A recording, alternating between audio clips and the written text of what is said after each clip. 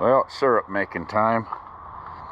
So I got my old mixing tank out and put some bleach in it, cleaned it up a little bit.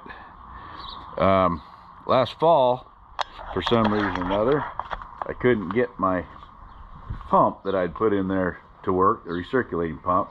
I didn't need a lot of syrup, so I just went ahead and did it the hard way. And then I pulled it out this spring. All right, I got to figure out what's wrong with it. Plugged it in, and it took off and ran fine. So, if you guys remember, I've got a sewage pump so that it'll take chunks of sugar when you put it in there and grind them up, spit them out, and then it just runs up, comes back inside, and blows the water against the side of the tank. So that works great. I can plug it in, dump the sugar water in, plug it in, and walk away. Come back and it's all mixed. I also need to be able to pump it into the feeders.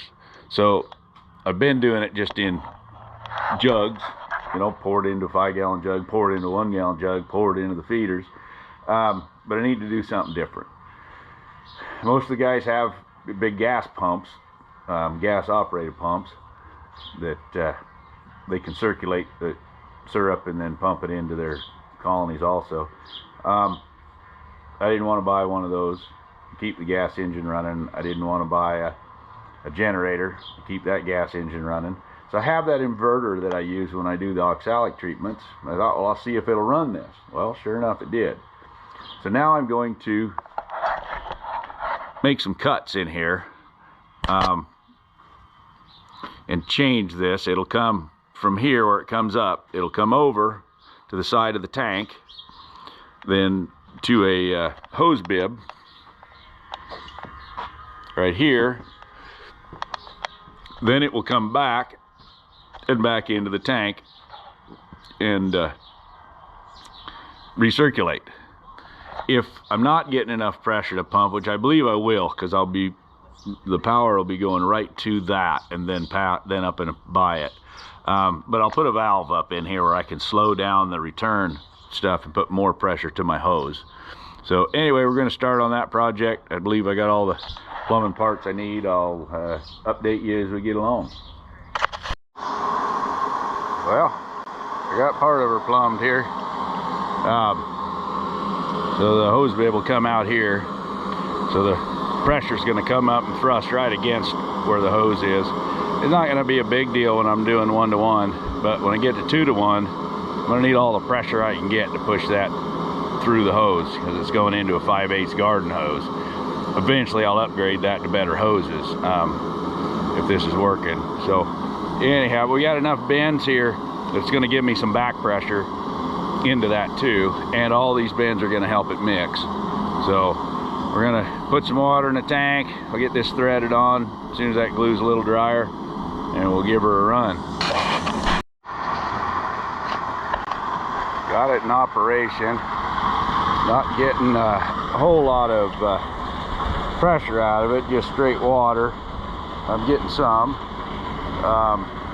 and it'll probably work for 1-to-1. 2-to-1, I'm sure I'm going to have to put a valve on the return line and shut it down a little bit, get a little more pressure. This pump's also not designed for a lot of back pressure. It usually pumps pretty free. I'm also, because I raised this up from where it used to be, I'm getting a little splashback out of here. So I either need to get a cover built for this, which wouldn't be too hard, or lower that down or turn it a little bit. We don't need syrup splashing all over the place, but I believe we're got a functional machine here. I had a great idea. All of my ideas are great. Some of them just don't work, and this one's not going to either. So I bought this retractable hose line, or hose reel, a number of years ago to go into the horse trailer when we went to Louisville for the rabbit show, and I was hoping to be able to pull it out and fill up the water tank, you know, at hotels or wherever we were at. Turned out we didn't need to do that. So I thought, man, this would be really cool. It'd be hooked up on there, and I just, you know, drag it out and put in the syrup, and then it'd reel right back up again.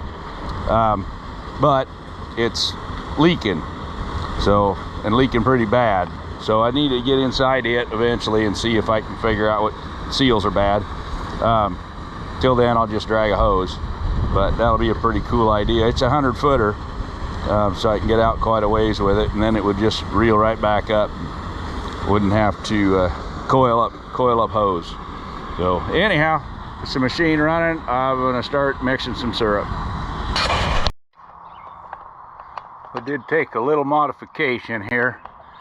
I could get some pressure when it was running downhill, gravity feeding it too, but I wasn't getting enough.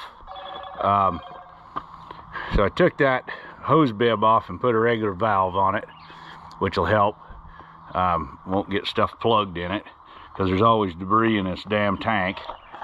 Then I ended up putting another valve down here to restrict flow even more, so that I was able to pump some of it into this tank. So this is the tank that had my sugar in the bottom, and I washed it out and rinsed it into this tank, but I ended up using too much water because this wasn't working. I wanted to just use the water out of this to hose out the sugar, but it wasn't coming, so I ended up getting it a little more than I wanted. I wouldn't have been able to pick this up with the tractor.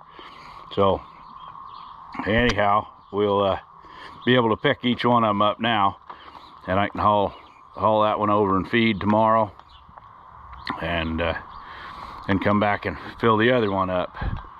So other news, I've got a transfer case to go in the Hercuturtle,